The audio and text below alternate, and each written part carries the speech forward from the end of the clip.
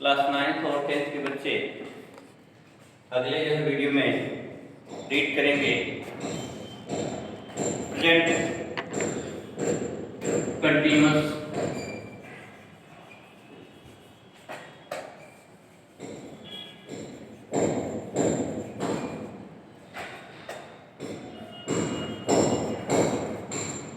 Tense को, क्योंकि इसी पर हम लोग जो है अपने कार्य को जो है कंटिन्यूअस या जारी रखे हुए हैं। इसमें हम लोग प्रेजेंट कंटिन्यूअस में पहचान, अफर्मेटिव सेंटेंस, नेगेटिव सेंटेंस और इंट्रोगेटिव सेंटेंस की तरफ हम लोग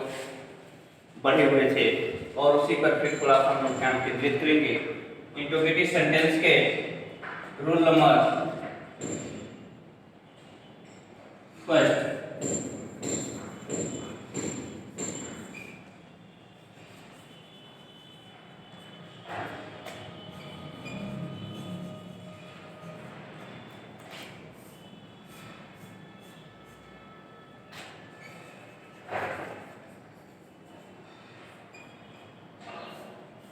रूल नंबर फर्स्ट में ये देखेंगे कि जब वाक्य के प्रारंभ में प्रश्नसूचक शब्द आता है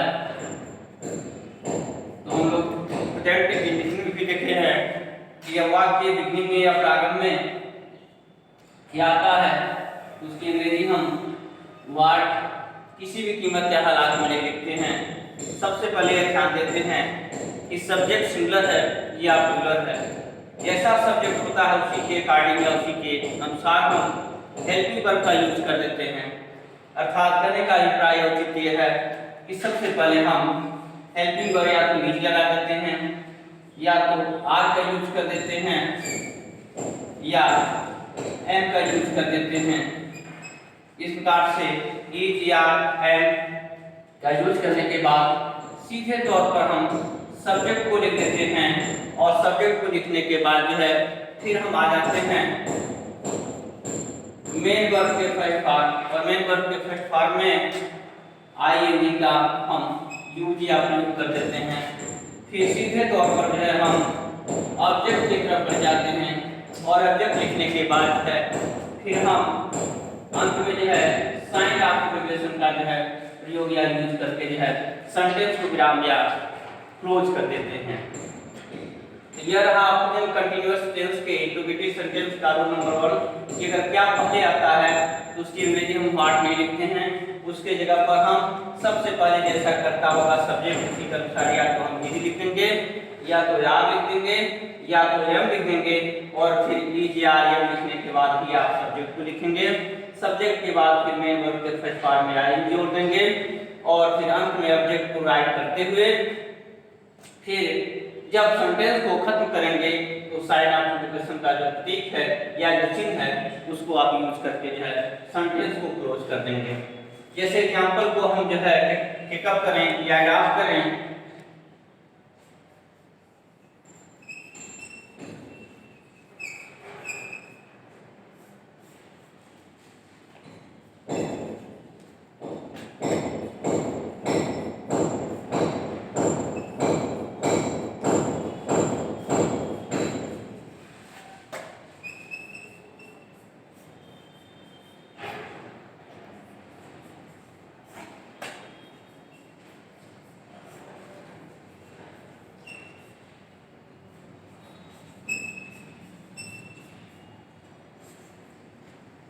जैसे एग्जांपल का दिया गया है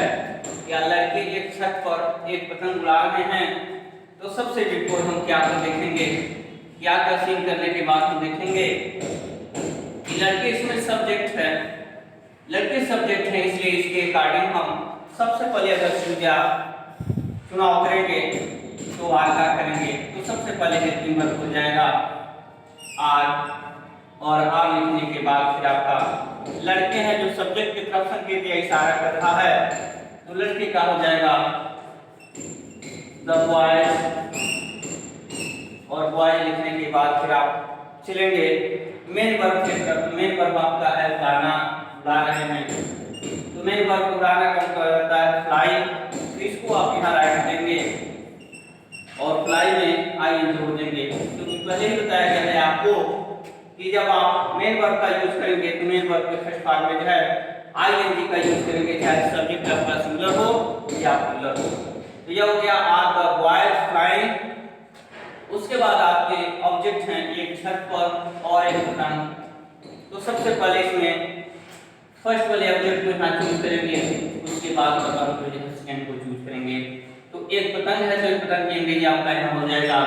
एक काइट, और एक काइट के बाद हो गया एक छत पर, तो पर की अंग्रेजी आपका हो जाएगा यहाँ आन, आन के बाद एक, और एक के बाद जो छत है, छत की अंग्रेजी लास्ट में आप राइट कर देंगे रूफ, और रूफ लिखने के बाद फिर आपका जो है साइन आप नोटेशन का जो है संकेत लगाकर जो है स्टार्ट कर देंगे। इस तरह से अगर फर्स्ट वाले रूल को हम फॉलो करते हैं या चेंज करते हैं, जो क्या से प्रारंभ होता है तो क्या की अंग्रेजी किसी भी सूरत में जो है आप व्हाट नहीं लिखेंगे, बल्कि जैसा यहाँ सब्जेक्ट होगा उसी के अकॉर्डिंग या तो आप इस लिख देंगे, या तो या लिख देंगे, या तो यम लिख देंगे, और उसके बाद फिर सब्जेक्ट की तरफ बढ़ेंगे, और सब्जेक्ट के बाद फिर आपका जो है मेन वर्ब के फर्स्ट पार्ट में आईएनजी, और आईएनजी लगाने के बाद फिर जो है सीधे तौर पर जो है ऑब्जेक्ट को राइट कर देंगे। जैसा ऑब्जेक्ट होगा उसी के अकॉर्डिंग जो है अपने हिसाब से जो उसे लिखेंगे, क्योंकि पहले ही बताया गया है कि जो मेन और पर वाला हिस्सा होता है मे या पर, हमेशा जो है सेंटेंस के अर्थ में लिखते हैं। जैसे आपके सामने यहाँ एक एग्जांपल दिया गया है कि यहाँ दिया एक छत पर और एक पतंग, तो एक पतंग जो है आपका फर्स्ट वाला ऑब्जेक्ट हो गया, और सेकंड वाले ऑब्जेक्ट को जो है एक छत पर जो है इसे राइट में, और राइट करने के बाद जो है फिर जो है अंत में जो है साइन ऑफ इंटीग्रेशन का यूज कर दिए हैं। रूल नंबर अगर सेकंड को हम चेंज करते हैं या फॉलो करते हैं, इसमें यही होता है कि वाक्य के बीच या मध्य में सबसे पहले क्या आता है,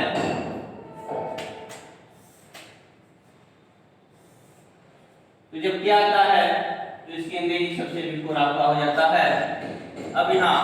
सबसे पहले आपका हो जाएगा व्हाट, और व्हाट के बाद ही है आप फिर हेल्पिंग वर्ब का यूज करेंगे, और हेल्पिंग वर्ब आपका जानते ही हैं कि इट है, आर है, एम है, और हेल्पिंग वर्ब के बाद फिर आपका सब्जेक्ट हो जाएगा। सब्जेक्ट के बाद फिर मेन वर्ब के फर्स्ट फॉर्म में आईएन जोड़ देंगे, आईएन जोड़ने के बाद जो है फिर आपका ऑब्जेक्ट होगा, और ऑब्जेक्ट के बाद फिर लास्ट में जो है साइन ऑफ इंटीग्रेशन लगाने के बाद जो है उस सेंटेंस को जो है कंप्लीट कर लेंगे। अगर हम एग्जांपल को एक बार और जो है याद करते हैं, जैसे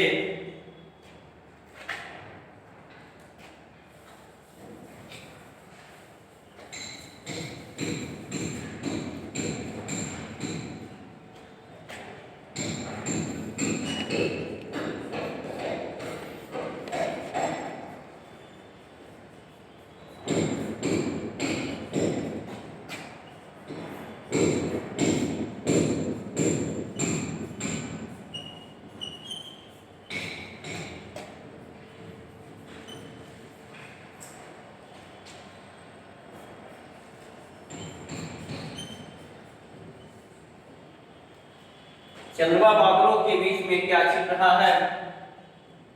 तो सबसे पहले क्या की अंग्रेजी है, क्योंकि बीच या मध्य में आया है, तो क्या की अंग्रेजी सबसे बिल्कुल आप लिखेंगे व्हाट। जैसे आप ऊपर जो स्ट्रक्चर दिया गया है उसका सीन करते हुए, इसका अवलोकन करते हुए से आप मेकअप या क्रिएट करेंगे, तो क्या आया है तो क्या की अंग्रेजी आपका हो जाएगा व्हाट, और व्हाट लिखने के बाद जो है फिर सीधे तौर पर है अब सब्जेक्ट की तरफ चलेंगे, तो सब्जेक्ट आपका है चंद्रमा, तो चंद्रमा सिंगुलर सब्जेक्ट है, इसलिए हेल्पिंग वर्ब आपका हो जाएगा ईच, और ई लिखने के बाद फिर आप सब्जेक्ट की तरफ टर्न होंगे, तो सब्जेक्ट है चंद्रमा, तो चंद्रमा का हो जाएगा द मून, और मून लिखने के बाद फिर आप जो है सीधे तौर पर जो है मेन वर्ब की तरफ करेंगे, तो मेन वर्ब है आपका छिप रहा, तो छिपना का अंग्रेजी होता है हाइड, और हाइड में आइकन जोड़ देंगे तो हो जाएगा hiding, what is the moon hiding. उसके बाद आपका बच रहा है बादलों के बीच में, तो के बीच की अंग्रेजी हो जाएगा इमाम, और इमाम के बाद हो जाएगा बादलों का, तो बादलों का हो जाएगा द क्लाउड्स, क्योंकि पहले ही बताया गया है के बीच का मतलब होता है कि के बीच में दो होता है, एक आपका हो जाता है बिटवीन होता है और एक इमाम होता है। तो पहले भी इस पर रोशनी डाला गया है कि अगर दो की बात होती है तो वहां पर हम बिटवीन का यूज करते हैं, और दो से अधिक जब हो जाता है तो हम बिटवीन का यूज न करके बल्कि वहां पर हम इमाम का यूज कर देते हैं। जैसे आपके सामने प्रत्यक्ष रूप से जो है दिया गया है, जो दिया गया है बादलों में, तो बादलों जो है आपका यह बादल एक नहीं बल्कि अधिक है, इसलिए जब के बीच का भाव उत्पन्न हुआ है तो हम इमाम का यूज कर दिए हैं। और फिर बादलों जो है यह प्लूरल है, इसलिए उसके बाद जो है लास्ट में से रिटेन या कंपोज कर दिया गया है। तो बस इतना आप ध्यान देंगे कि जहां दो की बात होगी तहां आप बिटवीन क्या है प्रीपोजिशन का यूज करेंगे, और जब दो से अधिक की बात होगी तो बिटवीन का यूज न करके आप इमाम का यूज करेंगे। जैसे एग्जांपल में आपके सामने यहाँ दिया गया है, कहां पर आप बिटवीन लिखेंगे और कहां पर इमाम लिखेंगे। तो दूसरा यहाँ प्रेजेंट कंटीन्यूअस का इंट्रोगेटिव के दूसरे रूल में हम देखे हैं कि जब वाक्य के बीच या मध्य में क्या आता है तो सीधे तौर पर उसके अंग्रेजी आप लिख देते हैं व्हाट, और व्हाट के बाद जो है फिर आपका हो जाता है हेल्पिंग वर्ब। हेल्पिंग वर्ब में आपका है इच है, आर है, एम है, उसके बाद फिर आपका सब्जेक्ट हो जाता है। सब्जेक्ट के बाद फिर मेन वर्ब के फर्स्ट पार्ट में आई लगे होते हैं, और लास्ट में ऑब्जेक्ट लिखकर जो है फिर उस सेंटेंस के अंत में जो है साइन ऑफ प्रीपोजिशन लगा देते हैं और सेंटेंस को फिर वहां पर क्लोज कर देते हैं, एंड कर देते हैं। एग्जांपल भी आपके सामने प्रस्तुत किया गया है, दिया गया है कि अगर क्या आता है यहाँ थोड़ा क्या पहले नहीं बल्कि यहाँ देखेंगे इसके पहले वाले एग्जांपल में देखें क्या पहले था, लेकिन दूसरे वाले एग्जांपल में आपने देखा कि क्या बीच में था। तो जब क्या बीच में था तो उसे जो है बड़े साफ तौर पर लिखा गया था कि सबसे पहले क्या अंग्रेजी आपने देखा कि व्हाट था, और व्हाट लिखने के बाद फिर आपने देखा कि सेंटेंस का जो है सब्जेक्ट क्या है, चंद्रमा है। तो चंद्रमा चूंकि सिंगुलर सब्जेक्ट है तो सिंगुलर सब्जेक्ट के लिए आपने यहाँ यूज का यूज किया है, और फिर उसके बाद चंद्रमा के लिए आपने यहाँ लिखा द मून। उसके बाद फिर आप बढ़े या प्रोसीड हुए यानी मेन वर्ब की तरफ, तो मेन वर्ब था छिप रहा है, तो छिप रहा का अंग्रेजी आपने लिखा हाइड, उसमें आई हो गया तो हाइडिंग हो गया। उसके बाद आपका प्रीपोजिशन शब्द था के बीच में, यह प्रीपोजिशन वर्ड था, तो के बीच में क्या अंग्रेजी आपने लिखा है यहाँ